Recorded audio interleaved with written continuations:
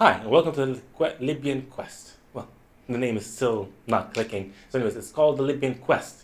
It's a podcast that I created, and they'll use the word quest as a journey. It's a quest for truth. Well, it's not really the truth that I'm looking for. I'm just looking for answers. So, I have my first person today to interview. His name is Jeff Bradley. So, let's watch the interview, and I hope you enjoy it. So I like to talk about accreditation, the term, Mm-hmm. by looking at the roots of the word accreditation. And in the middle of that word, accreditation, is that little root word cred. And it's cred that gives us words like creed or credo, gives us credit.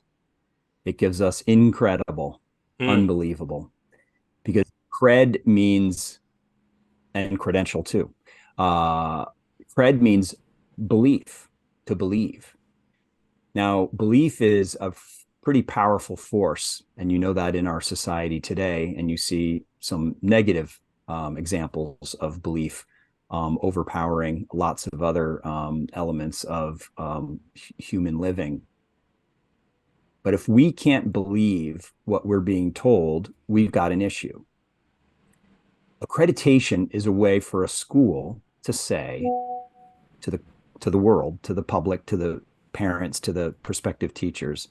Accreditation can say to all of those people, hey, you can believe what we say about our school. The reason you can believe in us is because there's this group that's been around for a long time doing this kind of work in schools, and they believe in us. They've given us their logo because they trust, they believe in us, and they've checked, they've been here, they've verified, they've validated the things that we say about ourselves. And they come back periodically and check. And we have to send an annual update into them. And we are part of a network that promotes this thing called belief. And, you know, I like to think too that we are, as an organization, adding to the overall collective sense of trust that societies, healthy societies, are built on. They have to be built on trust. So the idea that, which is a legitimate question of yours, to say, how can you know that this process is actually legit? It's a very good question, especially since you think that if you pay somebody, you are going to get a better sort of product or better service. We don't pay our visitors. We reimburse all their expenses for travel. They don't have to pay anything, but they spend time away from their families, away from their jobs, doing work for us. Why would they do that? And why should they be trusted to be doing quality, accurate, honest work if they're not being paid? There's something pretty magical, honestly, about how our volunteers work because they believe very deeply in this work. Our process of identifying visitors is somewhat rigorous to ensure that the people who we are sending out to schools are trustworthy, hardworking, fluent in English, and thoughtful about the work that we do, and recognizing the limits of their role, but also the potential and power and influence of their role as a peer reviewer of ours. So I have to say, we so far have been very fortunate to have hundreds of really solid volunteers who not only say yes when we invite them to do visits, but when we don't invite them to do visits, they say, how come you're not inviting me? So they really want to do this work because they believe so much in it. Well, that's I guess that's the way I'm thinking is because we're in two different worlds, and you might be surprised, but I like that and I believe in that. I would really want to give that trust the person that I would give to even teach the children that I have in the center right now and here. But the thing is, there are other influences. Like your part of the world is different from my part of the world. Again, um, so you don't pay them; you only reimburse them for their travels and their visits and their accommodation and so on. But how do you make sure that they do not get, well, let's use the word bribed by whatever country they're visiting? Mm-hmm. Because again, if they don't get, look, they believe in it. Of course, there are people who believe in it, and that's great. And I really appreciate the existence of those kind of people. But again, there are others who don't believe in it, and like, you know what, I'll do it, and I might get something out of it. And the owner of the school or the, you know, the one of the chairman be like, you know what, if you do it for me, I'll do it. I'll give you 100, or I'll give you 1,000, or I'll give you $100,000, or Mm-hmm. whatever it is. And there are some people who do not have enough strength of belief, I guess if you want to call it, or that kind of will to say, you know what, no, I'll do it the right way. If you want to pay me, sure, but I'll do it the right way. So this is the kind of thing that worries me, especially in Libya when people when anyone really says they're accredited, not just schools, anything is accredited. I always Mm-hmm. go to the website. I always go somewhere to make sure they're actually accredited by the association they say, or institute they say they're accredited by, and if their accreditation matches what they claim. Because I won't say any names, but there are some institutions who claim to be an institution that does 1 to 10, but when you go into this website and check what kind of accreditation they have, they're only 2 out of 10. So they're playing on the ignorance of people. They're like, you know what? They don't speak English. They will never check. Right. They will never know. But there are people like me who know. They're like, you know, what are you doing? Sure. Yeah. No, I know what you're talking about. You know, like I was saying earlier, our society, and I mean that globally, needs trust. Mm, And when you have situations where you indicated, you know, the potential of undue influence and bribery, even um, that strikes right at the heart of this whole idea that you can trust the work that's not being influenced unduly by factors that are irrelevant to the, in our case, determination of a school's quality. We, I think, have developed and evolved really in an intelligent way over the decades of operation, where we have very tight feedback loops. And when I say tight feedback loops, I mean when we send visitors out to schools, sometimes it's just one visitor, but more likely than not, it's going to be more than one visitor.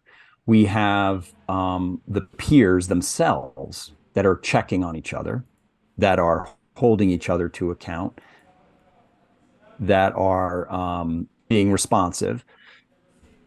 You have schools themselves who are also giving us feedback, completing surveys to us, and telling us how things went on the visit. We conduct regular trainings for new visitors and for returning visitors, what we call top-up training for experienced visitors. So we're constantly in learning and teaching and training mode so that we know what's going on in those visits. And we ourselves conduct visits. I was on a couple of visits last month, and I've got, I think, three more I'm already working on for the fall, in addition to, you know, the hundreds of other visitors that we have doing visits. So our staff are also involved in this work. When we hear of any trouble or any problems or any conflicts that are happening in our visits and in our interactions with schools, we respond right away. We mm, can't afford it any other way. And in the case of the work we do internationally, we have consultants, what we call international accreditation leaders, based around the world. Well, not everywhere, but we've got Australia and Europe right now, where we have paid consultants doing work for us. And they are right there close to all of the visits that we're doing. They're mentoring the visits so that the volunteers who are out there always have someone at NEASC that they can call on, and we're calling on them frequently as well. The other thing I would just say is that a school's reputation is based on a lot of factors. What accreditation with NEASC does is give schools right away legitimacy and something to, I would say, brag about. So they can let their program stand on its own and refer anybody wondering what kind of a school this is, refer them to the NEASC logo and refer them to the NEASC website and to the NEASC history and to the NEASC reputation. So we too depend very much, like a school, on the reputation, on the belief people have in us, and we safeguard that very carefully. Mm-hmm. Yeah, that's exactly what my first the first thing I thought about. I was like, you need to make sure that people you accredit are actually doing the work they say they're doing. Otherwise, you wouldn't be in business for very long. It'd have been 1830, so that's like how many? 70, 170? 1880s, 1880, 85. So Yeah. over, So 138 years. yeah. So it is quite a long time to just throw away over a school that's like not doing enough. That's very that's not very productive. Yeah. Awesome. Okay, so the second topic is the quality of education. So, what are the standards or criteria that or what do you use to evaluate what they do? I mean, I like from my humble, very inexperienced point of view, I would say that you take some students and you test them in a way that's not assess them, not test them, and see if that actually worked with them. What I've been trying to do with the students that I get, I always check their marks, and I'm like, what grades did you get? What percentage did you get? Because that while that is not related to the quality of education that they're getting, it is what the what people look for in education. And I always say, please don't look for grades. That doesn't matter very much. But how do you make sure, or what are your expectations from the school, from the management, from the employees, from the teachers, from the directors, all these people? What are your expectations from them? We start with a few kind of guiding principles of the work that we do. I mentioned earlier, one of the ways that we operate is by looking at schools first foundationally. That is, how strong are the school's essential foundations? Do they have the foundations in place, which would include an organizational structure, some kind of board or governance and ownership model with a leadership that operates day to day in a day-to-day management mode, with teachers in classrooms, with a curriculum, some kind of a program that organizes the learning experiences for the young people there. We also look at that early stage foundationally at well-being and safety elements within the school. We also look at the facilities, the finances, and the resources. Do they have a balanced budget? Do they pay their teachers on time? Do they have policies that guide decision making that are transparent and known by and accessible by the people who are like the teachers and the parents who are affected by these policies? We check all of that. And then we also visit the school to be sure that not only do these policies exist, but they actually are operationalized and they are evident to people and people refer to them. Anyway, that's not about learning though. And we have made a concerted effort in the last 6 or 7 years to focus the accreditation effort mostly on learning. So we do focus on those compliance-oriented foundational things initially, but then we want most of the time, the internal reflection period, the efforts of the teachers and other administrators in schools to be focused on learning. So how do you do that? I'll tell you one thing we don't do. We don't obsess about grades and assessments of students. That is getting what I would say into the weeds that we try not to get into. Instead, we want to encourage schools to take a bigger, bolder look at themselves as learning communities. And we talk about learning communities instead of schools, and we talk about learners instead of students. We'll use all those terms somewhat interchangeably. But lately, we've been talking a lot about learning communities and about learners because we want to see everybody, and we want schools to see everybody in their community as learning, as learners. So we say to all learners, let's start with some questions like, what is the purpose of learning? Or what are the goals of learning? And not in your school necessarily, but philosophically, generally, why are we doing this thing in these places we call schools? And that forces schools to ask themselves big questions like, are we here just for a purpose of moving students along to the next level and of just giving adults a living wage? Or is there something more than that? Because those may be things that we do. Those may be purposes of why we're here. But we're challenging schools to think of the experience of learning in that community for all learners to be something more than that. And the things that our schools are talking about when we tell them, have this conversation about the purposes of learning, are things like learning how to manage conflict, learning how to manage diversity, learning how to manage uncertainty and ambiguity, learning how to solve problems. So they say these are the things that we really want to be focused on in our school. And that would be, an example. We also say to schools, it's important to think of learning as something not just what happens when teachers talk to students. How else and what else kinds of learning can happen?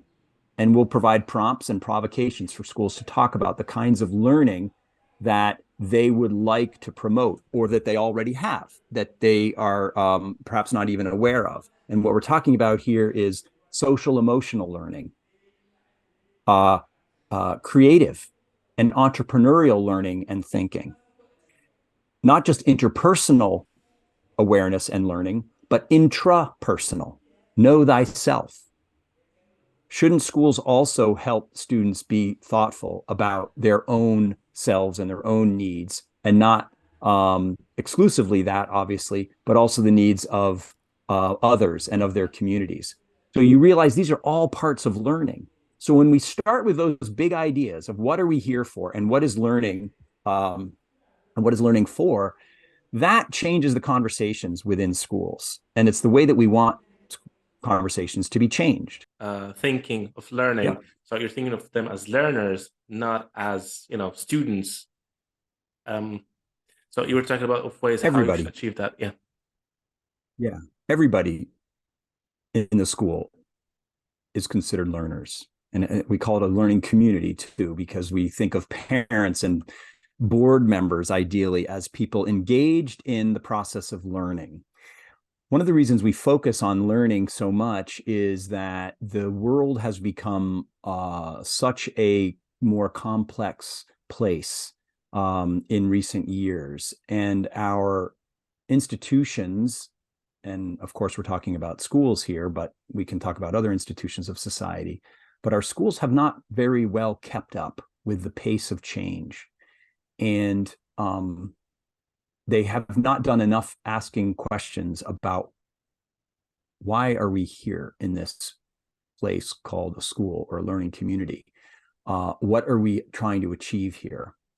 The way we set up school in the US, and much of this has been exported around the world, was in an era when the likely destinations of the graduates of the schools, those destinations were quite different from the destinations today. Now, some of those destinations still exist. We still have people that work in factories. We still have people that go on to service in the church or in the government. We still have people that go on to be construction workers and drivers.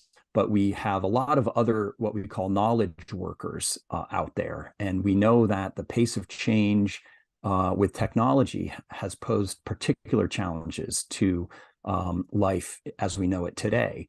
And then we can talk about some of the, factors having to do with geopolitics and climate change that have become really global issues, not just local issues having to do with one's own well-being and survival, but survival of communities and societies and planets.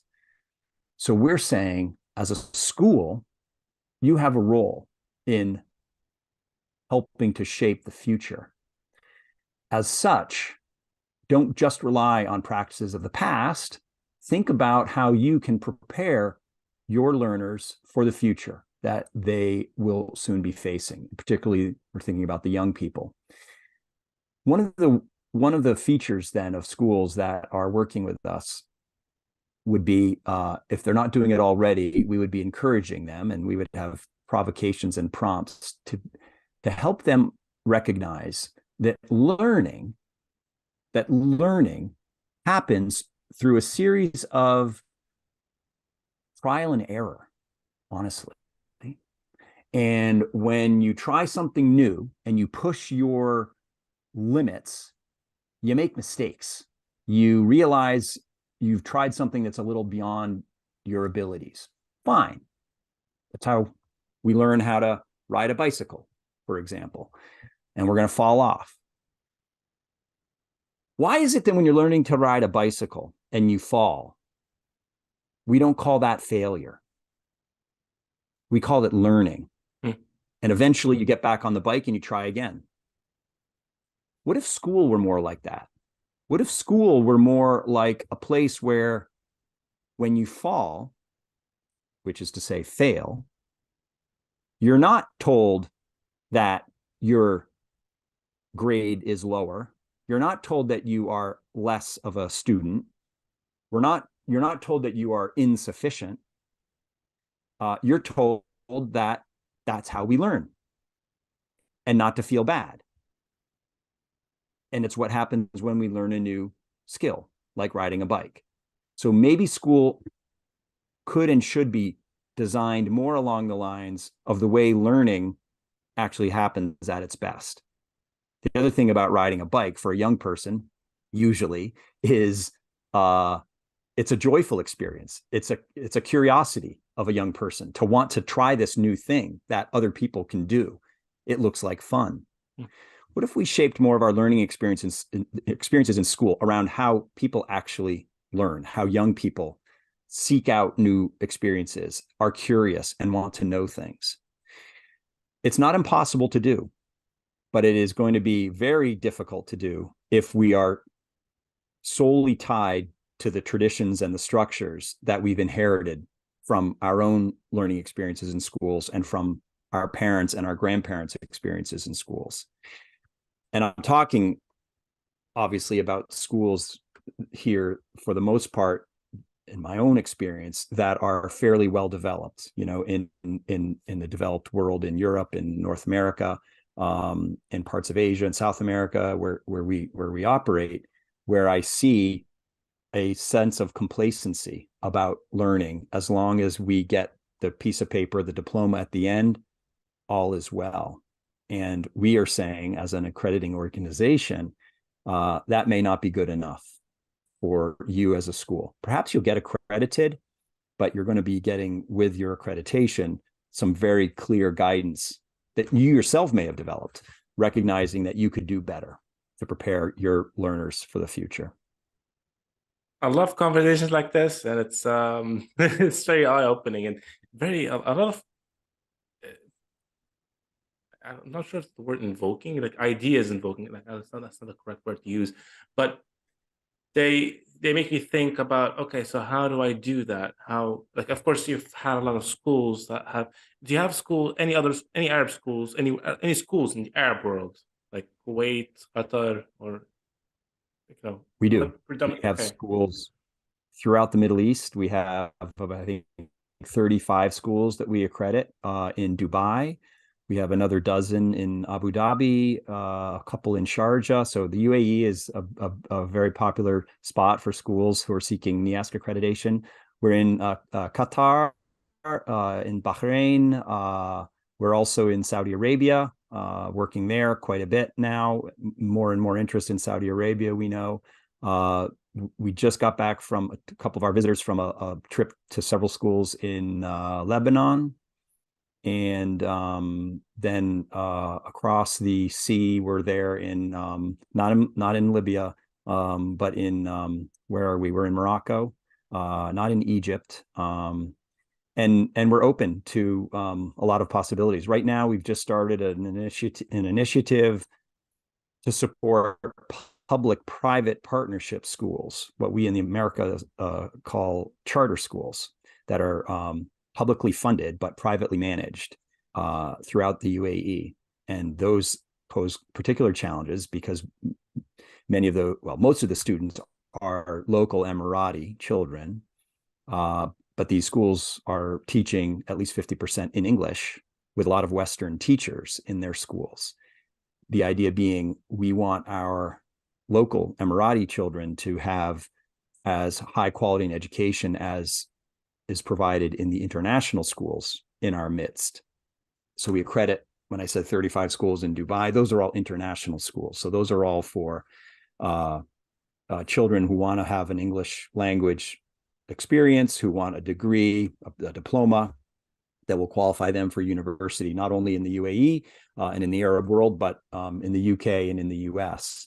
And so these public-private schools that we're just starting to work with now, about a dozen so far, also want their children, their Emirati children, the locals, to have access to those same kind of universities and options, not just the local ones there in the Emirates.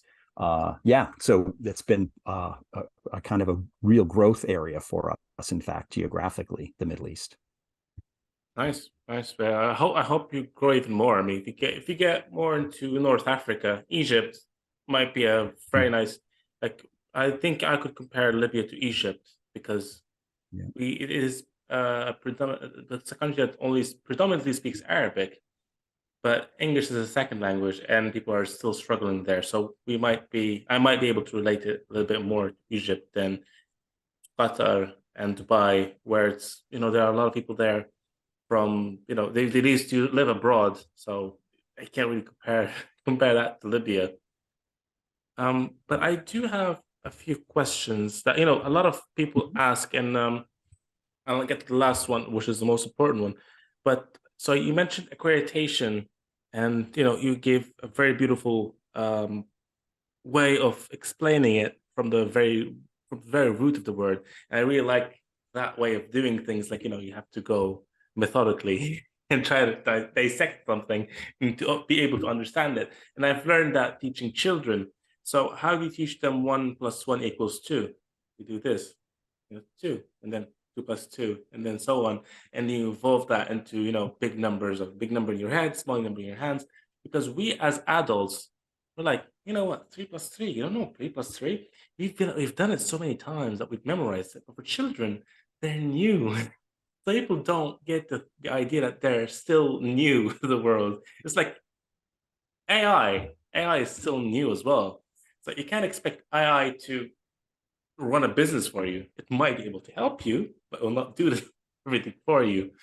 One of a very funny analogy, I think, of people comparing AI to people is like a 5-year-old, a genius prodigy that is only 5-year-old.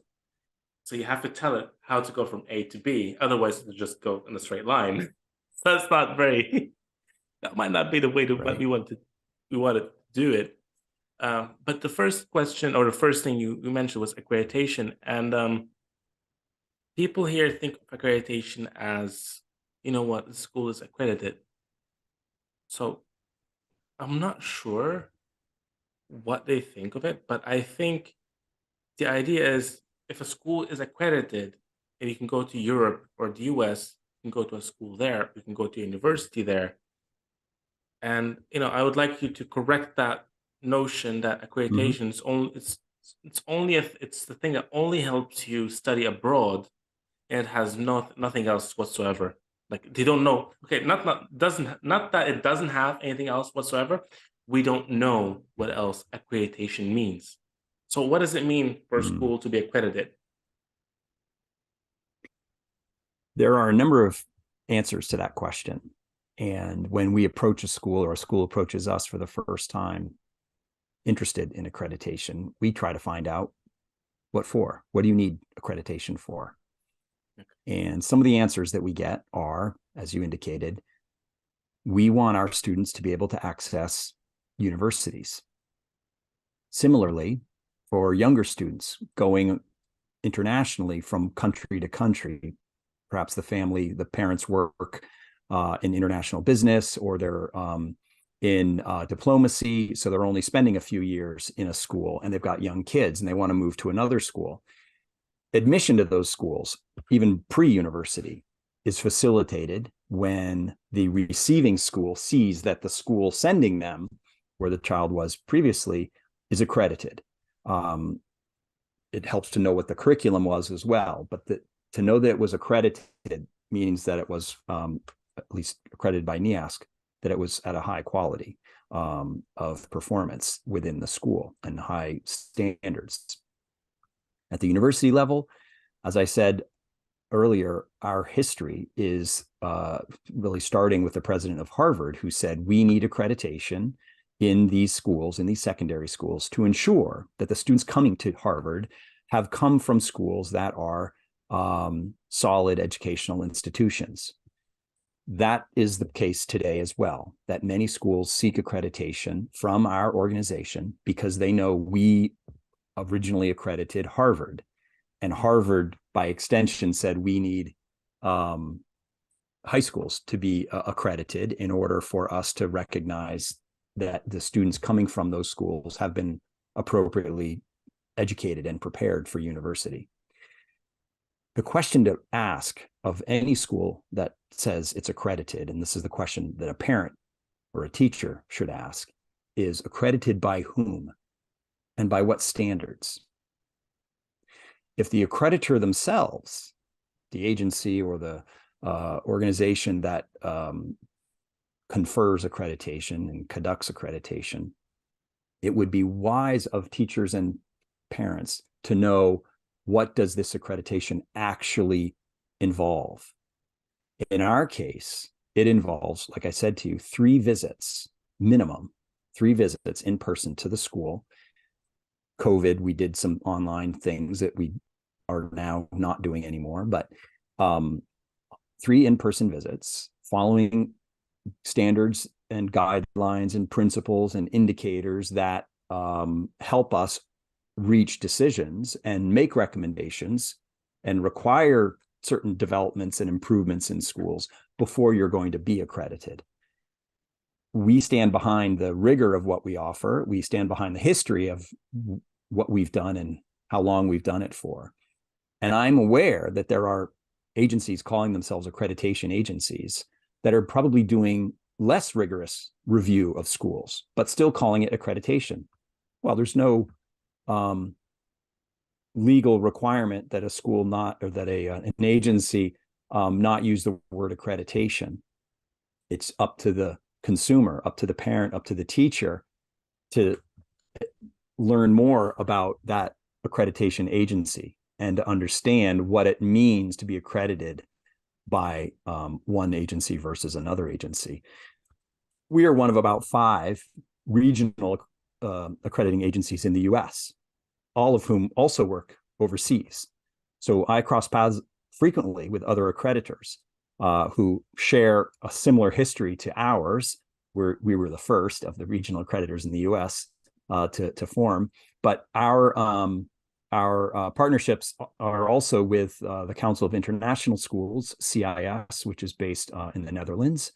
We do some visits together with them where we share a protocol in reviewing schools.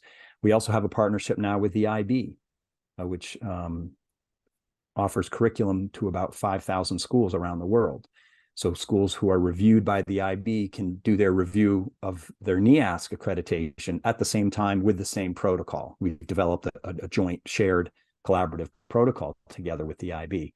And we're always looking for streamlining with like-minded organizations, but we're fairly picky too about, who we would form a partnership with. The Council of British International Schools, COBIS, is another one that we have a pretty close partnership with. And that's a little fusion blending of what we call New England, where I'm from, and Old England, which is where COBIS is outside of London. I think they have York and New York, England and New England. So the names are just, like US is kind of new, the UK is kind of old. That's right. The state where I live is New Hampshire, New Hampshire. And the city south of me where I fly from when I travel internationally is Boston. And there's also a Boston in England. Okay. Funny enough that they didn't call it New Boston. I guess that didn't and work. There's also a New Boston. Oh. No, there's also a New Boston. That's in New Hampshire. That's a different town. I guess it's very close. Okay, so that's for accreditation. I guess you pose a very good question that parents would ask, which is the fourth topic, and I guess that answers it. So first thing that people should ask, parents or teachers should ask, is what accreditation agency accredited this institute, and what are the standards that they follow and that they actually go by? And that's a very good question. People should ask. Yeah. Okay, and that actually pretty much answers it. Pretty much answers my question. Let me add one thing though that I didn't mention, and that is that accreditation for purposes of admission to universities, or as I say, from school to school for younger children transferring from one school to another school, accreditation, the label, is only as good as the recipient, the university or the secondary or primary middle school that the student's moving to. It's only as good as that school is willing to see it. That is, a university might say, oh, I see that you're accredited, but we don't recognize this accreditation agency. Who are they? We say to secondary schools, we will offer you accreditation, but we can't promise that universities are going to admit all of your students, or that they are going to see accreditation from NEASC as being an advantage to your students. That's not our decision. It's up to the university to say, we only accept students from accredited schools. We don't set that rule, but some universities will set that rule. Or they'll say, we have two students who seem pretty equally qualified to come to our university. One from a NEASC accredited school, one not NEASC accredited, in similar conditions, let's say economically. Will they accept the NEASC accredited school applicant versus the non one? I don't know. I like to think, yes, that it does give an advantage, but it is up to the universities. And we tell schools this, that we don't guarantee anything, but we do stand by the reputation that we have, and we're willing to speak with any university and back up the work that we do and support applications of students to those universities based on our review of the school. Okay, awesome. I guess that pretty much answers it. And thinking that you as an accreditation agency would help a student's application to be accepted, that's kind of like offering customer service to people who are accredited by it. So that's actually pretty nice.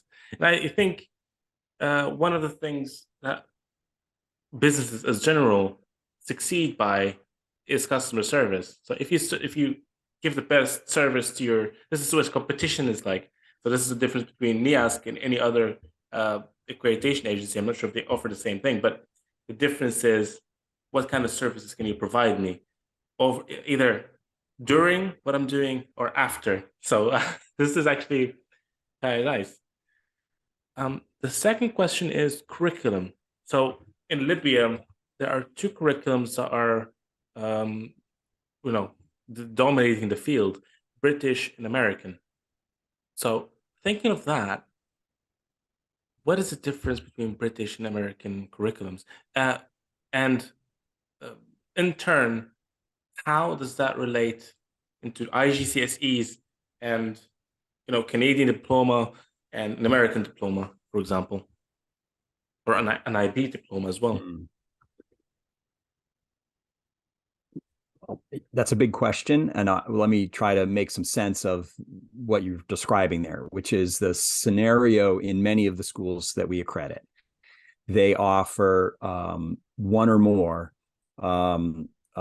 curricula that typically are borrowed from outside their own country. Now, some will offer their own country's curriculum as well, like a Spanish curriculum or Mexican curriculum, and in addition, will offer an international, such as British or American, or international baccalaureate, which is the only truly international curriculum. So in the case of this comparison, as you say, in Libya, between the American curriculum and the British curriculum, let me just offer some of the contrasts between the two. One is that back to the notion that when the colonists left England, they set up individual colonies who themselves took responsibility, and even within each colony, more locally, each town was responsible for developing schools within their district. And the taxpayers who are funding those schools were the ones most concerned and most interested in what was being taught and learned in those schools. To this day, the American system is decentralized that way. So when you say the American curriculum or an American curriculum, there's actually no such thing as a one thing. It varies quite a bit, and it varies within a range. And the range would be the allowable subjects and challenges that young people have in schools that allowable by virtue of being good preparation for the next level. So many schools develop a somewhat independent curriculum, different from a school next door in the next town over within America, but still moving kids forward, moving kids ahead. So American system will be much more flexible. That is, families might have a choice to enroll their child in a school that maybe is more progressive or more traditional. I'm right next to the state capital of New Hampshire, Concord, New Hampshire. And in the city of Concord, which is a pretty small city, about 20,000 people, there are 3 high schools. So 3 secondary schools, grades 9 through 12, preparing kids for university. And not everyone goes to university, but primarily focused on university preparation.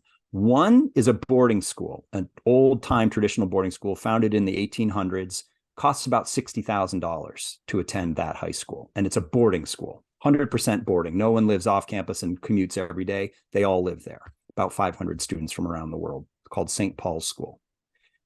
There's also another private school, which is a Catholic high school, has about 300 students, grades 9 through 12, and those students pay around $15,000. That experience between those 2 private schools are quite different. The curriculum is quite different. The expectations are quite different. Same if you move across town to the public high school, Concord High School. You only pay your taxes in order to send your child there. There's no extra tuition, and that offers yet a different curriculum. So American curriculum, even within one city, in one state, looks different across the spectrum of schools.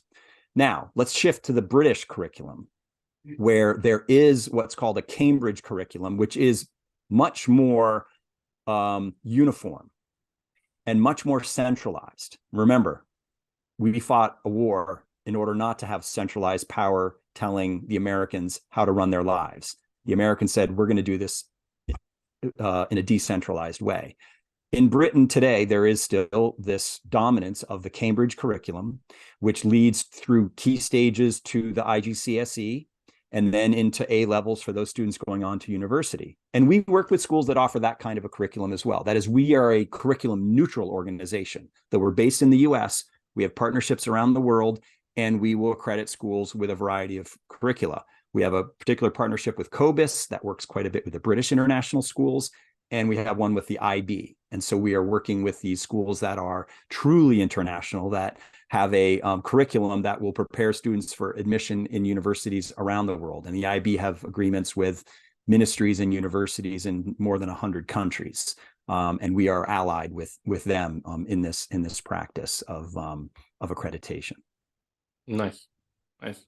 That's sorry. One of the questions I had in mind. So at the end of the day, even if they have different curriculums, there's still the SATs, IGCSEs they have to do at the end. So there's I don't know what you can call them, but at the end of the day, different curriculums. That's fine. At the end of the day, you have to take an SATs exam or an IGCSE exam. So I guess that's the main difference between American and British systems. Yeah, well, so the IGCSE does have exams that are required in order to receive that certificate, as I understand it. In the American system, what I've described to you as the diploma and this individualized approach, like these three high schools in the city next door to me, they offer each of them a high school diploma, but they don't require the student to take the SAT or the ACT, which is a variation of a standardized test for an American secondary school. There are also something called advanced placement or AP courses, and that would be part of an American curriculum where each of those courses has an external exam that is graded outside the school. You see, there's something going on here, back to the topic of belief and credibility, cred. Mm-hmm. That is, universities tend to want to see an external exam. That is not one that the school themselves have developed, not just a transcript of grades from that school, but something that has been standardized external to the school, graded outside the school by an agency, whether it's the college board in the case of the SAT or the AP or the ACT organization. A score that is then shared with the university. So the university sees kind of a third party, another organization outside the school, assessing that student's likelihood of success in university as judged by the grades on those exams.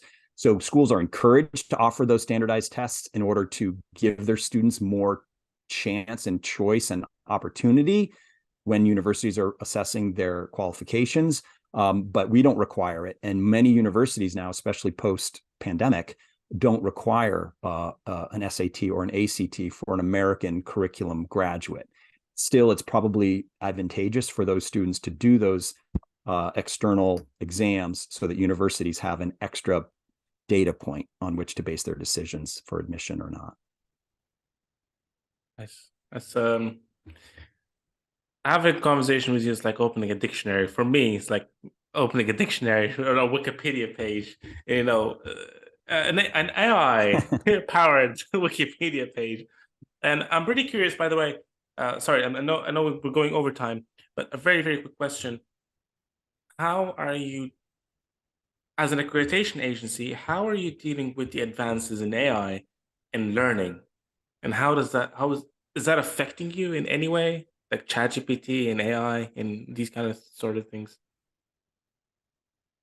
I think we are right at the beginning of a very complex stretch of time for us. And I say us collectively, schools and accrediting agencies. Because one of the things that AI has managed to do, and I think in this ChatGPT era, is better than ever before, is to simulate actual narrative, actual conversation, actual description that does not look necessarily like it came out of an encyclopedia, but looks like it was written by people. We trust that schools, when they complete our reports, are actually completing the report and not putting a question into OpenAI and getting the answer. We like to think, again, that in-person conversations, when we send visitors to schools to meet face-to-face, not online, face-to-face with people, visiting classes, talking to students, that we can strip away some of the technology and go back to direct human communication, not mediated by technology. I think we are going to find more and more complications as time goes on regarding how AI is disrupting schools. You see, our institutions are not evolving as quickly as our technology or as quickly as our ability to manage that change. And we are in a period, and we have been actually for many years, of such rapid transformation in our cultures and in our societies that our systems of government, our systems of regulation, our systems of instruction have not done a very good job of keeping up. I like to think that when we accredit a school, the approach that we take, which is largely developmental, starts out with compliance, but then we're working on the developmental model of helping schools develop, is we invite schools to consider how do we best address the challenges of today and of tomorrow. And that our accreditation of them is in part motivated by their willingness to ask big questions like, what's our role now as a school in this AI era? What should learning look like in our school? What is the role of the adult, who is the bulk of our budget? Many of our schools, 80, 75, 80% of the budget are the people, the teachers, for the most part, in the classrooms. If you're spending that much money on the adults, but you're also saying all the knowledge kids need is in their hand if they have a phone or on their laptop, AI, assisted, then why are you paying all this money to these adults? So we have some very big questions for schools to ask themselves about the role of teachers in a world as crowded with AI and technology opportunities as we have today. Those are questions that are part of the work that we do with our schools. Yeah, it's going to be a challenging. Well, it's challenging for us as adults that are getting paid, but as far as learning goes, I think it would be revolutionary. It'd be like the Renaissance era. Like the world. The only difference is it's not only going to be in Italy. It's going to be in the entire world. That's going to be going through this Renaissance. So yeah, if we can harness the AI, if we can channel the AI, if we can regulate the AI in a direction that promotes the values that we hold dear, we'll be okay. But if we let unregulated AI run all over us, and we don't come to some common understandings and shared values, I think we're going to be in trouble. And that scare me a little bit about the advent of AI. If we aren't able to come together and develop some shared priorities and guidelines and restrictions on this new technology. And we can look at a lot of technologies, most recently starting with social media.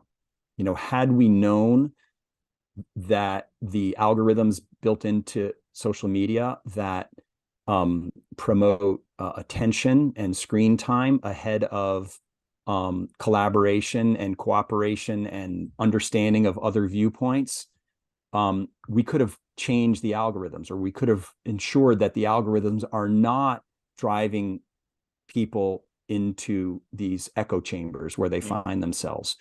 And there are stories of, young people looking on YouTube for information on losing weight, on dieting. And before long, the algorithm is giving them clips of severe eating disorder cases that are tragically heading young people, especially, into the wrong direction. In the wrong direction.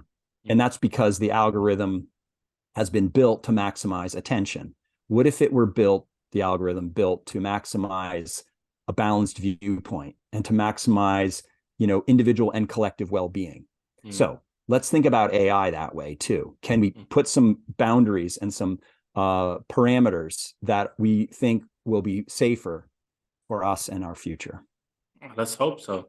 To be honest, I'm so busy just using it and reaping all the fruit, reaping all the harvest, that I am thinking long term. But I'm like, I've got this now, and I need to finish this now. I need to work on myself now, and then I'll think about the future. If a Terminator comes along and kills me, that's what it is. I think we still have 1 minute left, and it will disconnect us. But thank you very much. I'll do my best to edit it, and I'll send it to you along with the subtitles. I'm not sure. I'm sure you don't read Arabic, Great. but the problem that I had is like the camera keeps shutting off because of overheating. But yeah, this is again, I'm No learning as I problem. go along. So I've learned Great. so much from this conversation. I'm really thankful for your time Well, and your thank you. effort. Yeah, thank you, and I hope Thank you, Anas, for hopefully this opportunity. I appreciate it. thank you, and hopefully viewers will see it the same way I do, and we'll see how that goes. I Thank, hope so. And thanks again. thank you, Jeff. Have a great day. Keep in Thank touch. you. Thank you. Thanks. Bye-bye. Bye bye.